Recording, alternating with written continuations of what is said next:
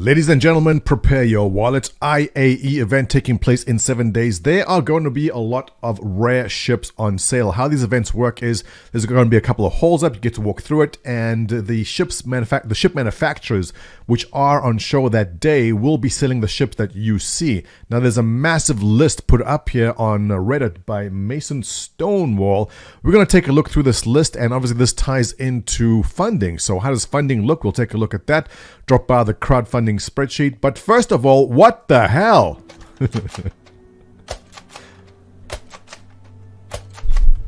Whose bright idea was it to put Nerf guns into the game? I love it.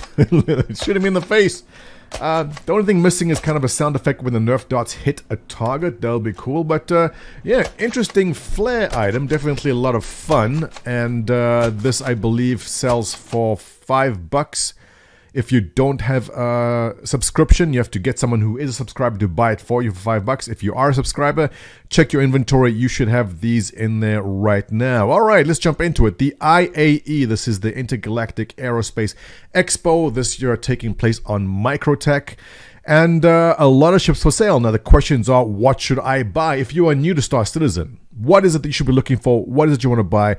Well, most of the people who already backed the game just want to buy stuff that has LTI, it's lifetime insurance. It's not really important, but some people tend to think it is.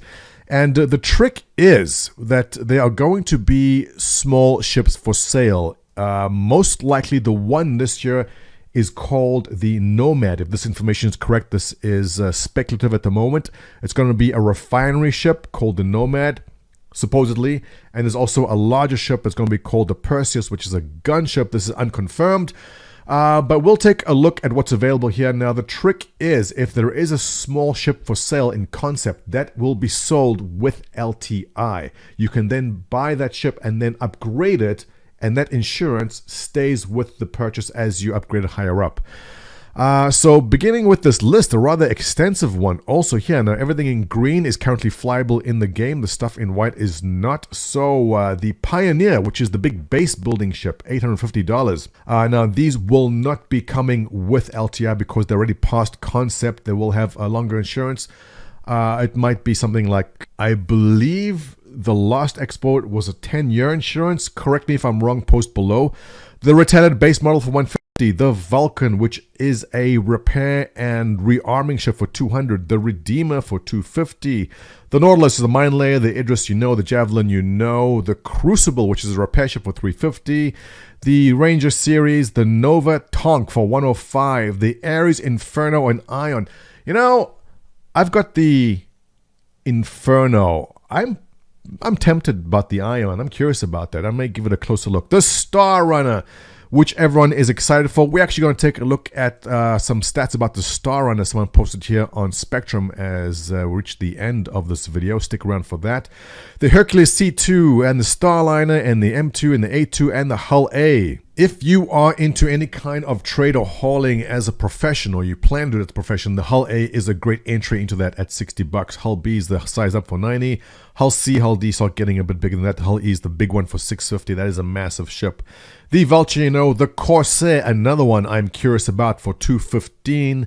This is going to be the exploration ship from Drake. The Kraken, everyone knows that.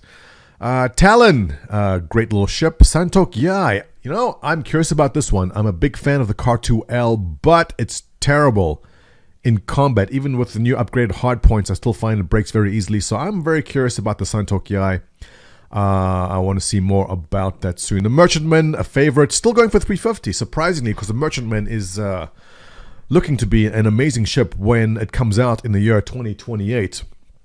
The X1 series, the G12 series, rovers, and that's it. Oh, Taurus, the Apollo, and Orion, and Polaris. That is it. So tons of ship going up for sale. And as I mentioned before, if you want to buy a cheap ship, get the cheapest concept sale, which we think will be the Nomad. Buy two. Buy one for yourself to keep and buy one which you plan to CCU higher. If you are already a backer in Star Citizen, do not feel that you need to buy anything at all. I need to really emphasize this because people feel pressure that they must get the latest and best ship. You don't.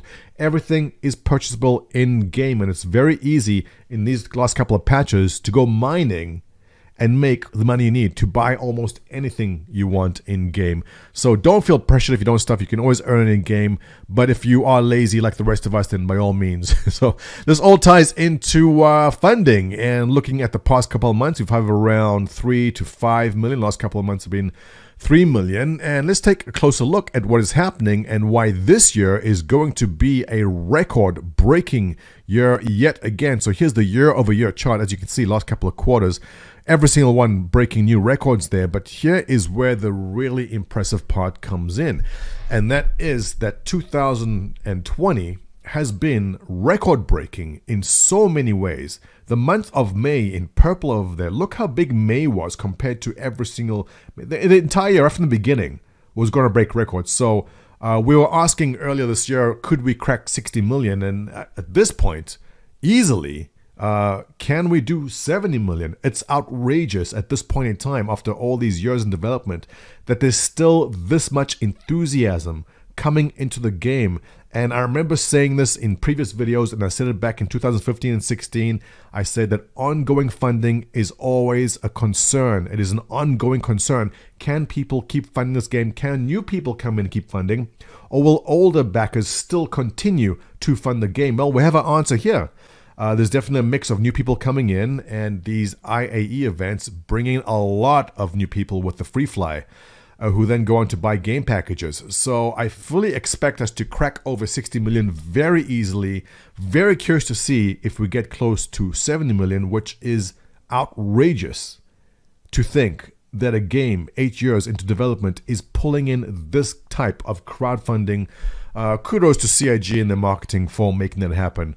All right, let's jump into what is most likely a very highly anticipated ship, which is going to be released very soon. It is in polishing right now, and there's been a lot of debate about the size of it, because we've known in the past CIG has changed the size of ships. They've made them bigger or made them smaller. So we had Mark_FC here do the math, and he is indeed confirming that according to 3D model size here, it is 54 meters long, 48 meters beam, height without turrets 12, height with turrets 16, and he did this by basing the calculations off that little man over there being 1.80 meter tall and slapping the grid on. So it looks like the size is indeed what they're showing there, and it is a chunker of a ship. Definitely very exciting. And hey, we're giving one away on this channel right here. Check out the Mercury Star in the video, which should be linked at the end of this video. Drop a post in that video and I will do the drawing, and it sounds like I'm going to do the drawing very soon, because as soon as this comes up for sale, I will be doing the drawing and giving away to one lucky winner, which could be you. So guys, let's wrap it up with that. If you have any questions about the IAE or any ships you should be looking at, post below. Lots of people, very helpful, and can guide you through that decision-making process. If you enjoy my content, you know what to do. Give me a thumbs up, subscribe. Your comments and questions below are appreciated. I'll catch you in the next one.